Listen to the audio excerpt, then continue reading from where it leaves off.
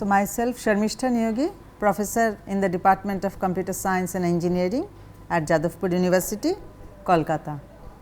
So, I would like to speak on network security and related security topics today. Okay. So, let us begin. Before going into the details of security and other things, you might be knowing, but still we have to brush up the fundamental idea about security. Basically, security can be thought of in very different ways. So, I have jotted down two ways to look into security. What is that? It is the prevention of or protection against. So, that means you can utilize security in two different ways here. Firstly, prevent. Prevent what? Obviously, the steps are there. So, that means you can prevent from the very beginning or you can take protection. Now, what is the difference between these two acts? I hope many of you have already studied deadlock detection in operating systems. So, there also you have studied prevention techniques, isn't it, and avoidance technique, remember. So, the difference between prevention and avoidance, just it is being shown here. That means, if you want to prevent something, that means you have to take the measures right from the very beginning. Okay, that means even in the onset, you may not have started the system, you were only designing the system, but you have already implemented some measures and therefore, you have thwarted the system. What does it mean? That means you have already marginalized the scope of the system, because you have said do not do this, do not do that, you are not allowed to do this, you must do only this. That is prevention. Of course, then many of the good functionalities will be curbed, right? We do not want that.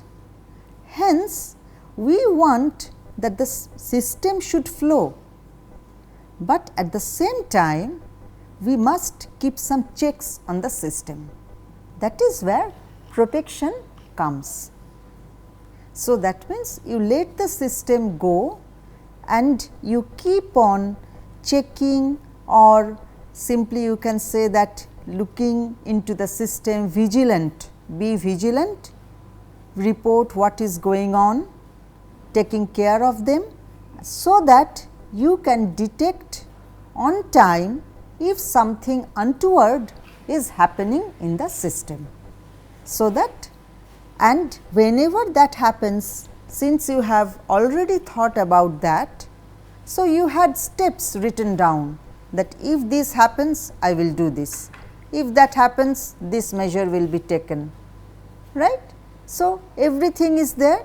So, you simply go to that mode to protect your system from further such misbehaviors. So, these are the two aspects of security from the definition point of view.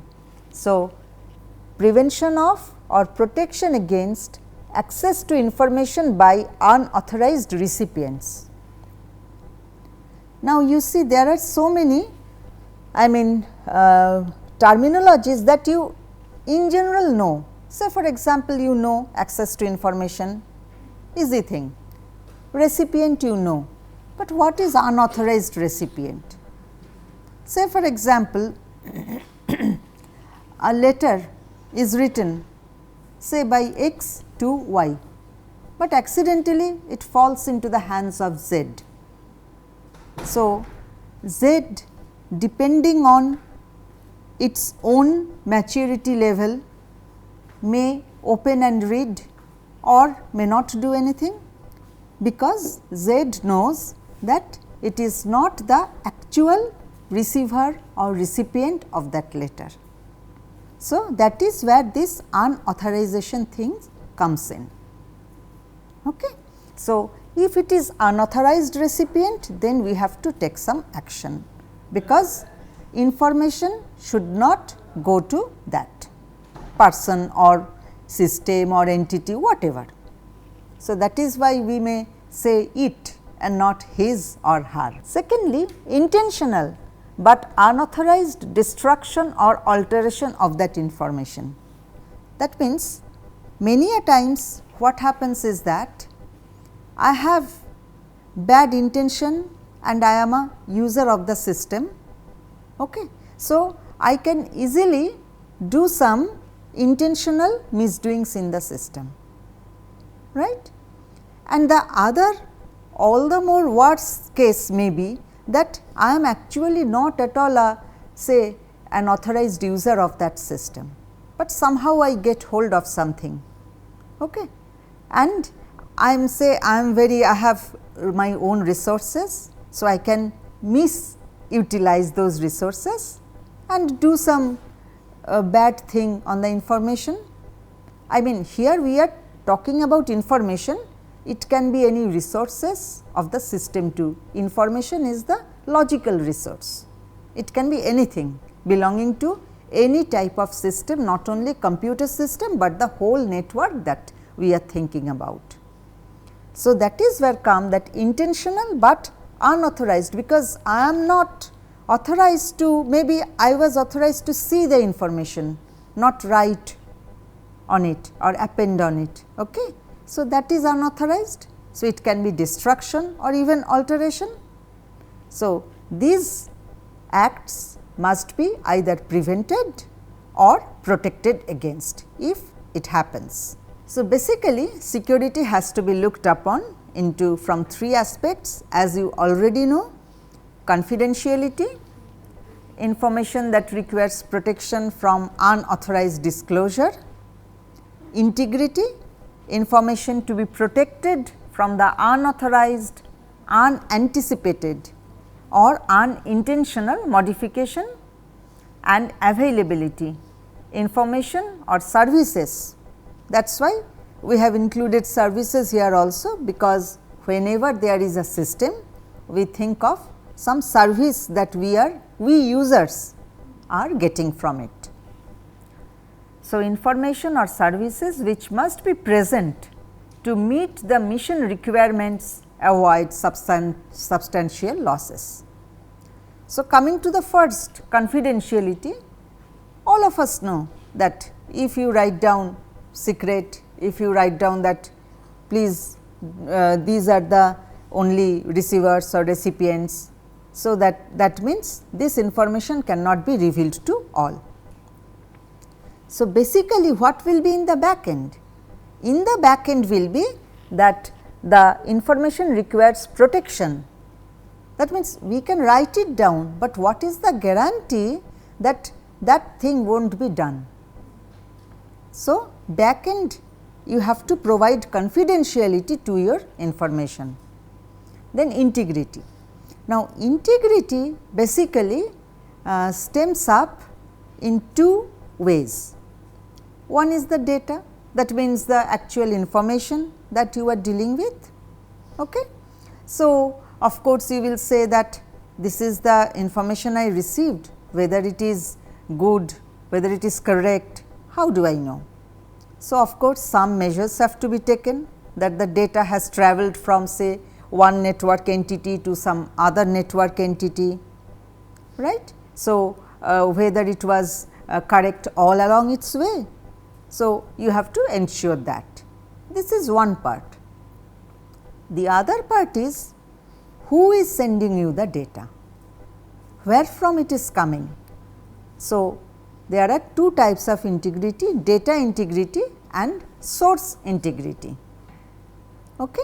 So, you have to not only ensure that the data you receive is correct, but it is also coming from the correct or the rightful source. It may be the owner of the information or it may be a via source also. That means, I have sent the information to you and I have told you that please say this to her. Okay. So, maybe I am the original source. So, both of these sources, when the information actually reaches you, you have to verify whether both were authenticate or not, right. So, this is integrity. Now, people may say, why you are talking about availability here, right. How come availability come into the aspects of security? Of course, because if there is some misdoing in the system, what we ultimately will term as attack. Okay. If there is that attack on the system, then how will you get the services of the system? Hence, availability has become a very, very important aspect of security. And basically, if we can guarantee this confidentiality, integrity from both ends, both that views, then availability may come as a, you can say, byproduct of it. Okay. And making the system available actually makes your system more reliable, so that you have trust on it. And you see, all these terminologies are related to different aspects of security as well. I will come into these controls thing a bit later on, okay?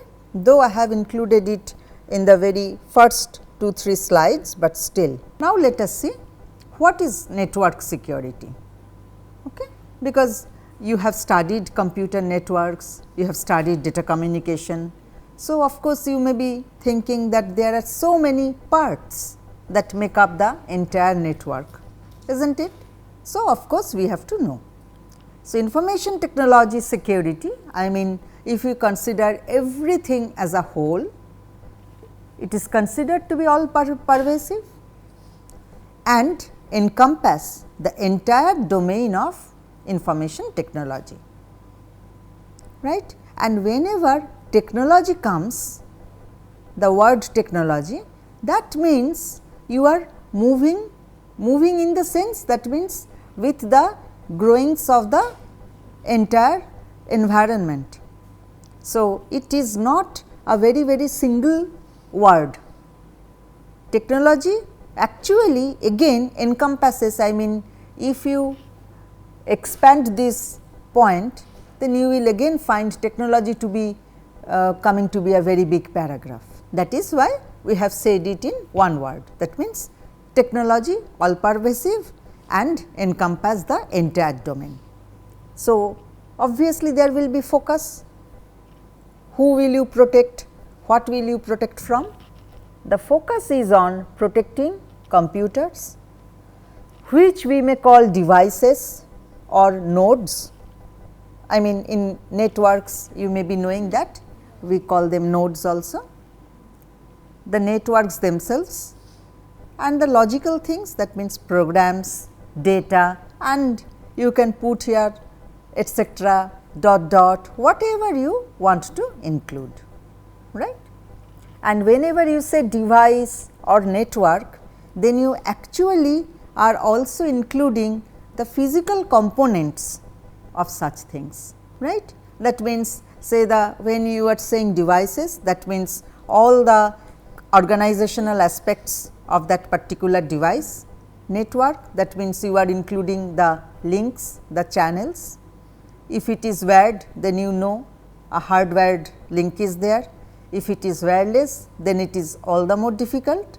So, there are all these things already included in these very two simple words. Who will you protect from? From unintended or unauthorized access, change or destruction. Now, unintended, you see, that means many a times it may so happen that something falls into your hand and unknowingly, say you just happen to see it or happen to open the envelope, it may happen, right. So, that is why unintended is also being mentioned here. That means, not that always somebody is there that I will attack the network, not like that always. It may happen without my knowing also. And unauthorized, you understand, I mean a small thin line of difference is there. That means, I may be the user, valid user of some network, say your college network. Everybody has that and you have got a login ID, right. So, you know that you are a valid user, but you are the student category, right. So, of course, you will not have access to all types of documents. So, you are not authorized for those official, say, financial documents, right. You have access to your own information and some, say, other information, which can be validated using your login ID and etcetera. So, that is unauthorized access. That means, you may be the valid user, authenticated user. That means, whenever you provide your password, you are said that yes, this user is authenticated into the system, but the limit is there 1, 2, 3, 4, 5, there may be some particular directories, some particular say files or folders or some other resources that you can have access to. That is what is meant by authorization, okay. And it will be provided during the time you are getting your, I mean this login ID, you are registering for the first time in the network. And maybe with time, say firstly you were graduate students, then you became say postgraduate students, then research scholars, maybe your I mean access will change over time. Of course, because when you are research scholar, what will you do with graduate students information, right. So, that access will be curbed, some other access will be made open to you. So, that is authorization of the user in the system. So, why do you require network security? I think nowadays it does not need any explanation. Okay. We study online,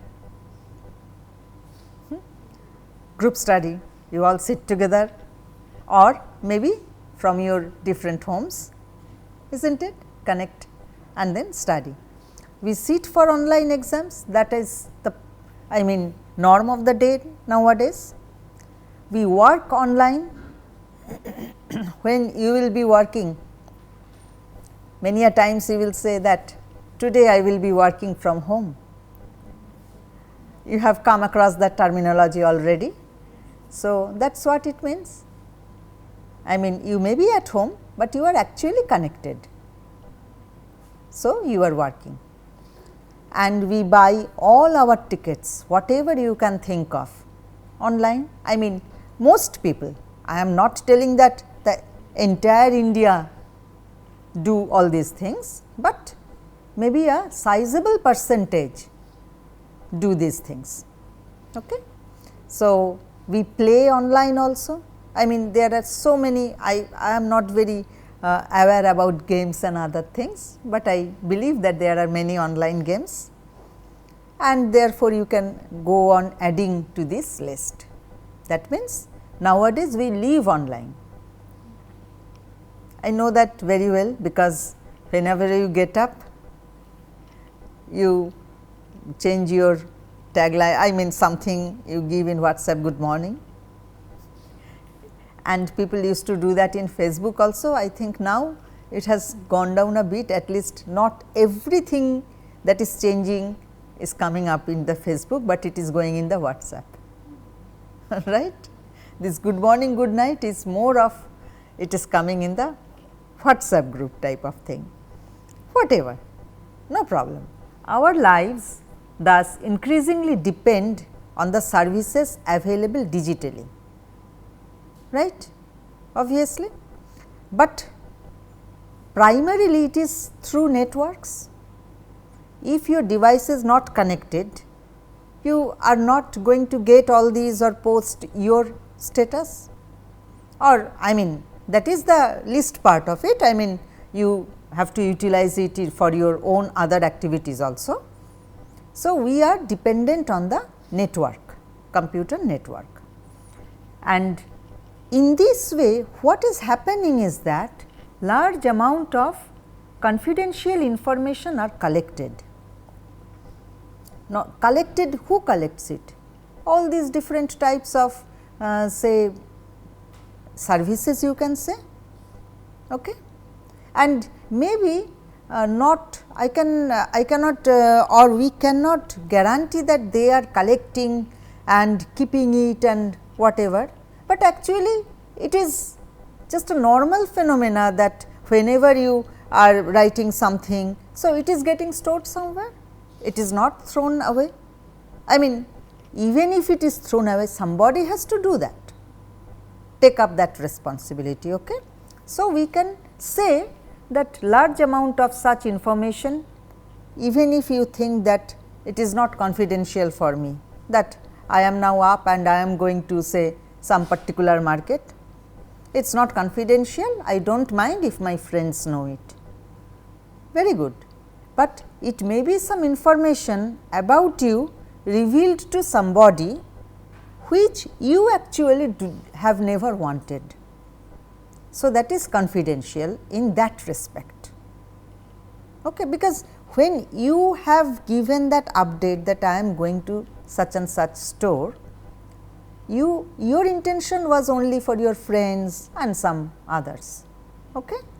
But in the long run some others may also get that information, right, and we do not want, but it may be utilized in some other way, okay, which I may have never thought of even.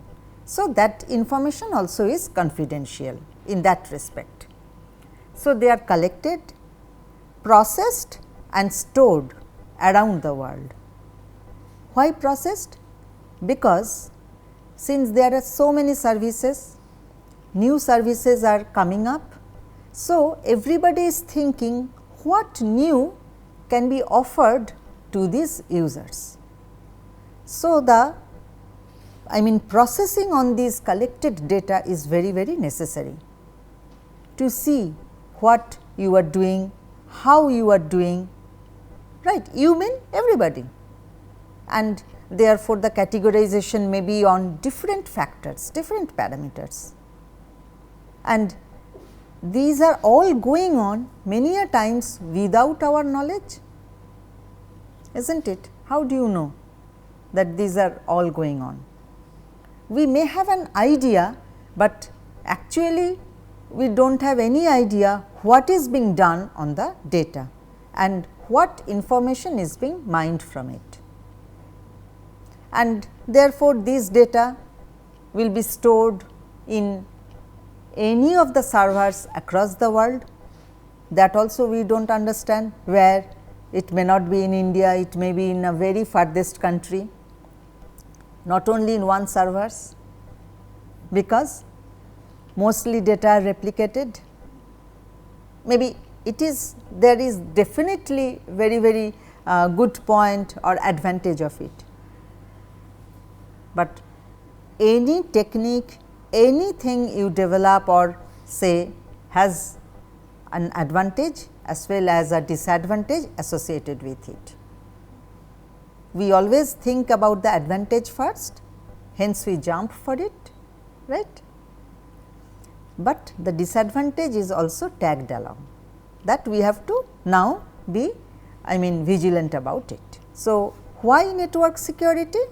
And many of these data are transmitted across the network, obviously from India to US, from India to Finland, whatever, and security attacks have grown in volume, not only volume, also in sophistication. That means, you may not even understand that an attack is underway. You are thinking that you are giving this information, so there will be a very good survey, right, many a times it so happens, but these data may be used for some other purposes already. So, sophistication is another important thing that has joined just now, in the course of time, obviously, because people are becoming technology savvy, right. So, they understand better, intelligence level is growing.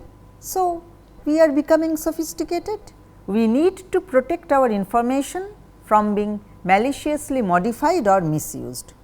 So, malicious, this new word means that not in a very good sense. The data may be modified, yes, maybe you modify it, or you have empowered your friend that please write this one on my behalf. Yes, that is permissible, but many a times it may not be so. So, malicious modification may also happen. I mean, I am saying may, actually it happens. Okay. So, misuse of the data we will not allow further. So, attention is needed to protect sensitive business and personal information, and as well as safeguard the national security, because who knows, from our information, innocuous information that we believe, somebody will mine some data and get on to say infer that these things can be attacked or not attacked, I mean these things may be targeted, and that may obviously be against our national security. So, we have to think about not only myself, not only my friend circle, but also about the nation as a whole. So, let us now come to the different threats. Threat, actually threat itself is not any attack, it is a potential violation of security. That means, it has the very potential of, I mean going against the security practices. So, it may be perceived to be say some form of passive thing already dominant. If it becomes say more than some threshold, its dominancy crosses some threshold, maybe it will become an actual attack. It is already there. When you are designing the system, you yourself can understand that you have to take guard against this, you have to take guard against that, is not it? Say for example, when you come out of your home, you lock your door. Why? Obviously, there is some threat. You may not know the word threat then, I mean it may not have occurred to you, but you think that some thieves may enter, right. So, I am locking my door. Same thing here. So, these loopholes may have already been discovered. So, you know that if something happens, it may happen through these particular loopholes. So, let us identify all these in whatever possible ways we can, so that we can take action against it. Because if you earlier discover that these are your gray areas, right, gray areas, that means some fuzziness is here, you are not sure whether it is really authenticated or not, unauthorized or authorized. If these things are there, then you know that this is one gray area. So, you can take guard against it from the very beginning. So, you write down an action plan that if something happens in this way, I will do this. Okay. So, that is the you can, if you can identify the threats, you can take measures against it when it actually becomes an attack. So, more or less 4 broad categories of threat have been identified. So, these are disclosure. You understand that disclosure means, that means telling information or showing information. Okay. I mean I am telling information, information here includes everything, every aspect of your system. It can be a resource also. Okay. So, that is disclosure. Then deception, this is somewhat new.